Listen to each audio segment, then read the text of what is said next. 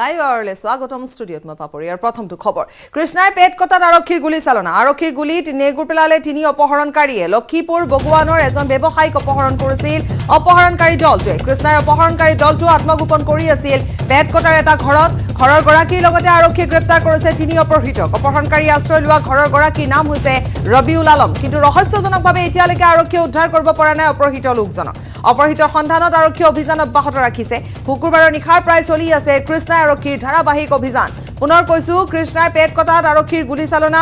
তিনি অপহৰণকাৰী লক্ষীপুৰ বগুৱানৰ এজন ব্যৱসায়িক অপহৰণ কৰিছিল এই তিনি অপহৰণকাৰীয়ে কৃষ্ণাৰ অপহৰণকাৰী দলটো আত্মগোপন কৰি আছিল পেট কটাৰ এটা বাসগৃহত ঘৰৰ গৰাকীৰ লগতে আৰক্ষীয়ে তিনি অপহৃতক গ্ৰেপ্তাৰ কৰিছে অপহৰণকাৰী আশ্ৰয় লোৱা ঘৰৰ গৰাকীৰ নাম হৈছে ৰবিউল আলম কিন্তু ৰহস্যজনকভাৱে এতিয়ালৈকে আৰক্ষীয়ে উদ্ধাৰ কৰিব পৰা নাই অপহৃত লোকজনক অপহৃতৰ সন্ধানত আৰক্ষীৰ অভিযান অব্যাহত আছে শুকুৰবাৰৰ নিশাৰ পৰা চলি আছে কৃষ্ণা আৰক্ষীৰ ধাৰাবাহিক অভিযান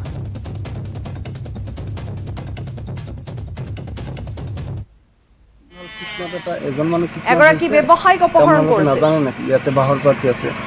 আমি তো এইবিলাক নাজানো ইয়াতে মানে কিবা কবিৰাজী কাম কৰে সেইকাৰণে মানুহ আহিয়ে থাকে যায়ে থাকে মানুহে নজৰ নিদিয়ে মানুহ নজৰ নিদিয়ে একো নকয় আজিলৈকে কিছুই কোৱা নাই আমাৰ গাঁৱৰ মানুহ কেইজন মানুহ আছিল তাতে ইয়াতে বাহিৰা মানুহ 3 জন আৰু এই ঘৰৰ মানুহটা ইয়াত 4 জন এই 4 জনে পিছত আমাক চিআৰপিবিলাকে লাষ্টত কৈ গেল আৰু কি যে মানুহ এজন কিডনেপ কৰি লৈ আহিছিল আপোনালোকে নাজানে নেকি এনেকৈ ক'ল আৰু এই লাষ্টত আমি 12টালৈকে আছিলোঁ মনৰ পৰা ষ্টাফ আহিছিল কেইজন ধৰি নিল 4 জন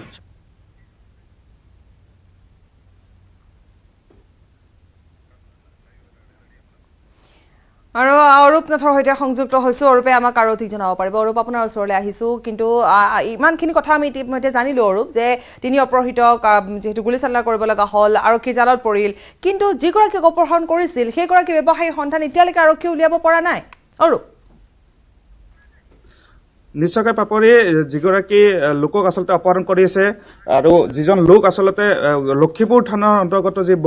বগুৱানৰ ওচৰৰ এজন লোক যিগৰাকী ব্যৱসায়ী আচলতে কৃষ্ণাইৰ পৰা অপহৰণ হৈছিলে আৰু তেখেতক আচলতে কেইদিনমান পূৰ্বে কৃষ্ণাইৰ পৰা অপহৰণ কৰা হৈছিলে আৰু যি অপহৰণকাৰী দল আছিলে এই অপহৰণকাৰী দলটো আচলতে বিভিন্ন ঠাইত ঘূৰি ফুৰিছিলে আৰু সেই কথা আৰক্ষীয়ে তথ্য লাভ কৰিছিলে আৰু সেই তথ্যৰ সন্ধানতে আচলতে যোৱা নিশা কৃষ্ণাইৰ নিকটৱৰ্তী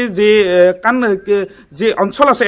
এখন গাঁও আছে আচলতে এই গাঁওখনত অভিযান চলাইছিলে আৰু সেই অভিযান চলাই পেট কাটা বুলি এখন গাঁও আছে এই গাঁওখন অভিযান চলাইছিলে আৰু এটা ঘৰত যি অপহৰণকাৰীজন থকা সন্দেহ প্ৰকাশ কৰিছিলে আৰু তাত আৰক্ষীয়ে সন্দেহ কৰিছিলে যে যিজনক অপহৰণ কৰিছিলে সেই অপহৰণ কৰা ব্যক্তিজনো তাত থাকিব পাৰে বুলি সন্দেহ কৰিছিলে আৰু আৰক্ষীয়ে নিশাই গোটেই সমগ্ৰ ঘৰটো ঘেৰি ধৰিছিলে আৰু অভিযান চলাইছিলে তেনেকৈ আচলতে আৰক্ষীৰ যি তেখেতসকলক আত্মসমৰ্পণ কৰিব কৈছিলে কেতিয়াই কিন্তু আৰক্ষীৰ কথা নামানি দলটোৱে পলায়নৰ চেষ্টা কৰিছিলে আৰু তেতিয়া আৰক্ষীয়ে কেইবাজাক গুলী চালনা কৰিব লগা হৈছিলে অৱশেষত আচলতে 4জনকৈ লোকক আটক কৰিবলৈ সক্ষম হৈছে আৰক্ষীয়ে কিন্তু এটা কথা স্পষ্ট পাপৰি যিগৰাকী লোক আচলতে অপহৰণ হৈছিলে সেই লোকজন এক তথ্যত আমি লাভ কৰিছো আৰক্ষী সূত্ৰৰ পৰা যিজন লোক আচলতে তেওঁক মেঘালয়ত হয়তো ৰাখিব পাৰে ইয়াত নাই কিন্তু 4জন লোকক যিহেতু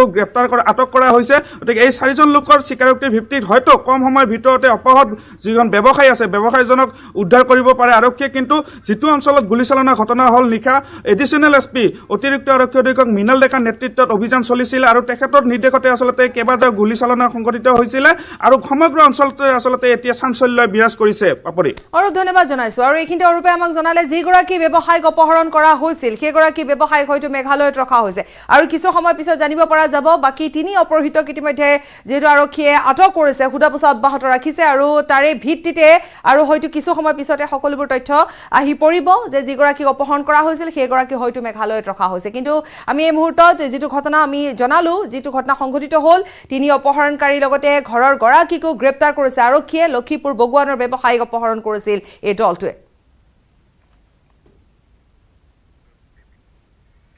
কৰিমগঞ্জ আৰক্ষীৰ আজব কাণ্ড আটক কিংবা গ্ৰেপ্তাৰ নকৰাকৈ লকআপত সুমুৱাই থলে এজন যুৱকক এই কাণ্ডই কৰিমগঞ্জত সৃষ্টি কৰিছে এটা তীব্ৰ প্ৰতিক্ৰিয়াৰ ক্ষোভিত হৈ পৰিছে ভুক্তভোগী পৰিয়াল উল্লেখযোগ্য যে 3 মাহ পূৰ্বে নীলা বজাৰ থানা এলেকাৰ বিনোদিনী গাঁৱৰ নামৰ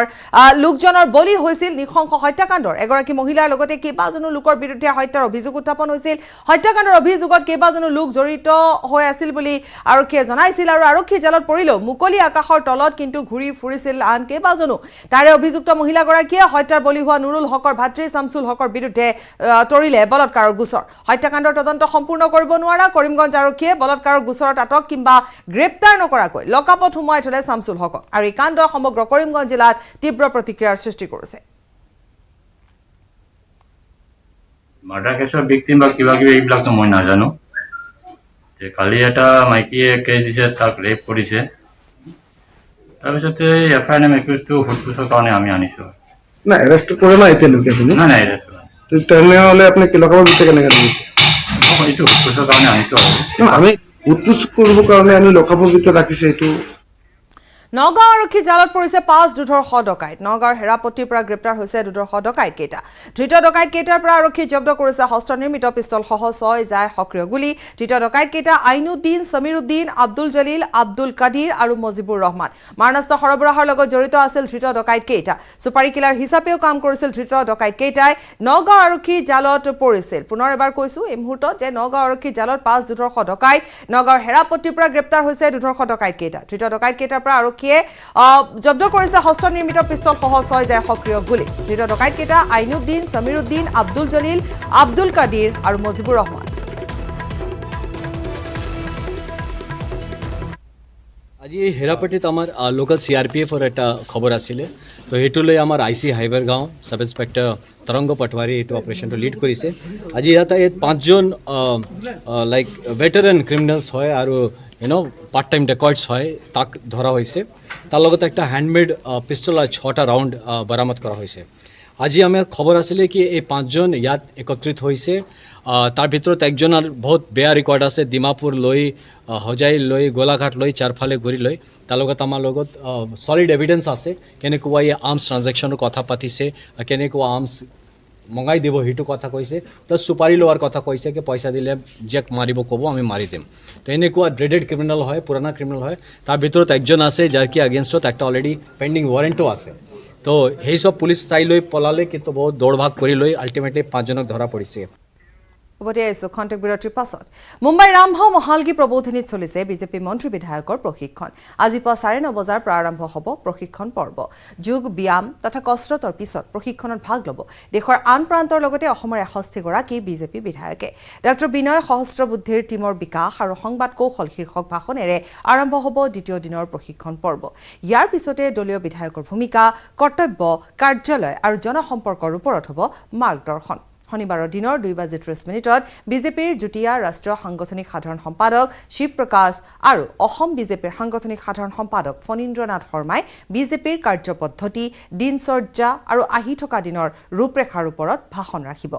শনিবাৰে প্ৰশিক্ষণ পৰ্বত উপস্থিত থকাৰ সম্ভাৱনা ক্ষীণ মুখ্যমন্ত্ৰী হিমন্ত বিশ্ব শৰ্মাৰ দ্বিতীয় দিনৰ প্ৰশিক্ষণ পৰ্বৰ সামৰণিৰ আগে ষ্ট্ৰেছ মেনেজমেণ্টৰ ওপৰত ভাষণ ৰাখিব মনোবিজ্ঞানী ডক্টৰ হৰিশ শেট্টীয়ে দেওবাৰৰ শেষৰ দিনটোত বিজেপিৰ যুৱ মৰ্চাৰ ৰাষ্ট্ৰীয় সভাপতি তেজস্বী সূৰ্যই যুৱচামৰ সৈতে সম্পৰ্ক সামাজিক মাধ্যমৰ প্ৰত্যাহ্বান আৰু ইয়াৰ সমাধান বিষয়টোৰ ওপৰত ভাষণ ৰাখিব দেওবাৰে কেন্দ্ৰীয় মন্ত্ৰী সৰ্বানন্দ সোণোৱালে কেন্দ্ৰীয় চৰকাৰৰ আঁচনিসমূহ আৰু অসমৰ লাভালাভৰ ওপৰতো ভাষণ ৰাখিব বিজেপিৰ ৰাষ্ট্ৰীয় সাংগঠনিক সাধাৰণ সম্পাদক BL সন্তোষ মুখ্যমন্ত্ৰী ডক্টৰ হিমন্ত বিশ্ব শৰ্মা আৰু বিজেপিৰ ৰাজ্যিক সভাপতি ভৱেশ কলিতাই সকলো বিধায়ক মন্ত্ৰীৰ খুকুজা আঁতৰাবলৈ প্ৰশ্নোত্তৰ শিতানত ভাগ লৈ সমাপন কৰিব তিনিদিনীয়া প্ৰশিক্ষণৰ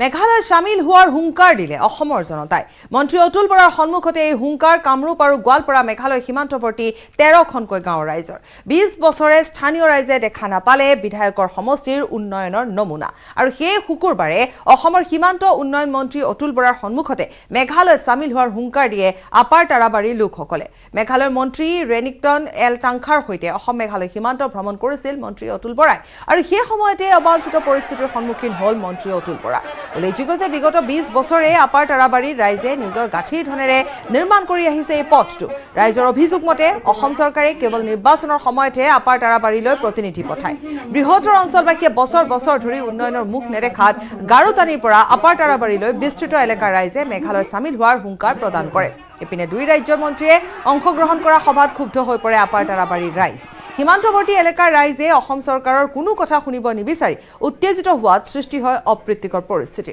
অৱশ্যে আৰক্ষী তথা অৰ্ধসামৰিক বাহিনীয়ে উত্তপ্ত পৰিস্থিতি শান্ত কৰায়।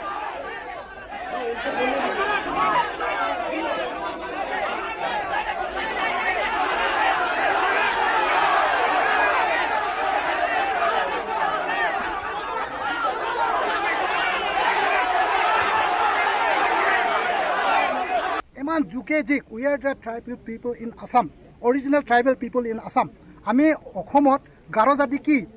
ট্ৰাইবেল মানুহ নহয় নেকি, জনজাতি নহয় নেকি? কিমান পুৰণা জনজাতি অসমৰ মাটি কোনে ৰাখিছে? গাৰোবিলাকে ৰাখিছে। আজি গাৰোবিলাকৰ ইতিহাসত গাৰোবিলাকৰ নাম নাই নেকি? গতিকে আমি যদি মেঘালয়ত যাওঁ,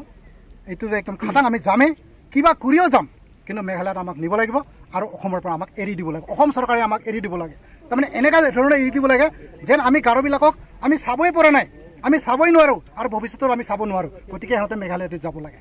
পঠিয়াব লাগে বুলি মই অসম চৰকাৰক ক'ব বিচাৰোঁ। অসম চৰকাৰেতো যেতিয়া ইলেকশ্যন হ'ব তেতিয়া আহিব, তেতিয়া মানুহ পঠিয়াব যে আমুকাক ভোট দিয়ক, তামুকাক ভোট দিয়ক। কিন্তু ভোট দিয়াৰ পিছত মই ক'লোঁ একবাৰ, 20 years অলৰেডি পাছ আৱে, 20 বছৰ পাৰ হৈ গৈছে, কিন্তু আমাৰ কোনো ইলেকশ্যনৰ বাহিৰে আমি কেতিয়াও একদিনৰ MLA মুখ দেখা পাব নোৱাৰে। সমস্যাটো বহুত পুৰণি, দীৰ্ঘদিনীয়া সমস্যা। খুব সোনকালে ইয়াৰ সমাধান হ'ব বুলি ওপৰা-ওপৰিকৈ চালে ভাবিব নোৱাৰি যদিও যোৱা দিনকেইটাত যিখিনি আগবাঢ়িছে ইয়ালৈ চাই আমি নিশ্চিতভাৱে মাননীয় মুখ্যমন্ত্ৰী ডক্টৰ শৰ্মা ডাঙৰীয়া আৰু মাননীয় মুখ্যমন্ত্ৰী চাংমা ডাঙৰীয়াৰ যৌথ প্ৰচেষ্টাত এই সীমা সমস্যাৰ যে সুমীমাংসা হ'ব তাত কোনো সন্দেহ নাই। আচলতে পলিটিকেল উইল আছে। আমাৰ মুখ্যমন্ত্ৰী ডাঙৰীয়াই নিজেই প্ৰথমতে আগ্ৰহ প্ৰকাশ কৰিছে, মেঘালয়ৰ লগত গৈ আলোচনা কৰিছে, ইয়াত যৌথ আলোচনা হৈছে। মেঘালয়ৰ মুখ্যমন্ত্ৰী ডাঙৰীয়াই কলিগ মন্ত্ৰীসকলক লৈ ইয়ালৈ আহিছে, বহুতখিনি আগবাঢ়িছে। মই ভাবোঁ যে এই সমস্যাটো নিশ্চয় সমাধান হ'ব। নগাঁও জিলাৰ ঢিঙত আনন্দ মিশ্ৰ বাহিনীৰ বৃহৎ সাফল্য। ঢিঙৰ ডুমডুমিয়াত আৰক্ষীয়ে অভিযান চলাই 36টাকৈ চোৰাং গৰুসহ আটক কৰে 21জন চোৰাং গৰু ব্যৱসায়ী। উজনি অসমৰ পৰা গৰুকেইটা আনি তেজপুৰত ৰখাই নিশাৰ ভাগত ভূতভূতিৰে ব্ৰহ্মপুত্ৰ নদী পাৰ কৰি ডুমডুমিয়াত 9খন গাড়ীৰে বাংলাদেশলৈ সৰবৰাহৰ চেষ্টা চলাইছিল চক্ৰটোৱে। গোপন পথেৰে বাংলাদেশলৈ সৰবৰাহৰ সময়তে আৰক্ষীয়ে গৰুসহ আটক কৰে বৃহৎ চোৰাং ব্যৱসায়ী চক্ৰটোক। উল্লেখযোগ্য যে চৰৰ একাংশ মাতব্বৰৰ নেতৃত্বত বিশাল নেটৱৰ্ক গঢ়ি তোলা চোৰাং গৰু ব্যৱসায়ীৰ চক্ৰটোৱে নদী পথেৰে বিভিন্ন কৌশলেৰে বাংলাদেশলৈ সৰবৰাহ কৰে চোৰাং গৰু। ইপিনে চোৰাং গৰু ব্যৱসায়ীৰ বিশাল নেটৱৰ্ক গঢ়ি তোলা বাকী সদস্যসকলকো আটক কৰিবলৈ আৰক্ষীয়ে অব্যাহত ৰাখিছে অভিযান।